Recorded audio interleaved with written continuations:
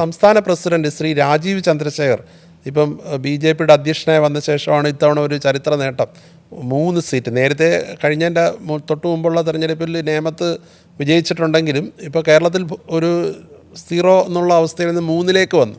അദ്ദേഹത്തിൻ്റെ ഒരു സ്വാധീനം എങ്ങനെ ഉണ്ടായിരുന്നു? ചാത്തന്നൂരിലൊക്കെ അദ്ദേഹം പ്രചരണത്തിന് വന്നിരുന്നു. അദ്ദേഹം നല്ല പിന്തുണയാണ് പ്രസിഡൻ്റായിരുന്നു. നേരത്തെ ഇരുന്ന ശ്രീ കെ സുരേന്ദ്രൻ അതുപോലെ തന്നെയാണ്.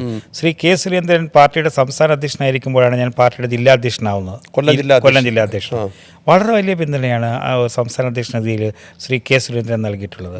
ഇദ്ദേഹവും അതേപോലെ തന്നെയാണ് എന്നോട് കാണിച്ചിട്ടുള്ളത്. എൻ്റെ ഇത്തവണത്തെ തെരഞ്ഞെടുപ്പ് കൺവെൻഷൻ ഉദ്ഘാടനം ചെയ്തത് ശ്രീ രാജീവ് ചന്ദ്രശേഖറിയാണ്.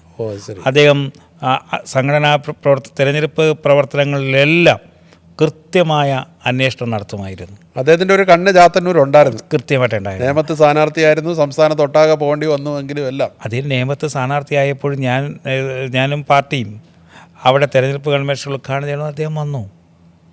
ഏതാണ്ട് 2 മണിക്കൂർ സമയം ആ കൺവെൻഷന് ശേഷവും അവിടെ ഇരുന്ന തെരഞ്ഞെടുപ്പ് തന്ത്രങ്ങൾ, തെരഞ്ഞെടുപ്പ് രീതിയെ സംബന്ധിച്ച് അദ്ദേഹത്തിൻ്റെ മാർഗ്ഗനിർദ്ദേശം ഉണ്ടായിരുന്നു.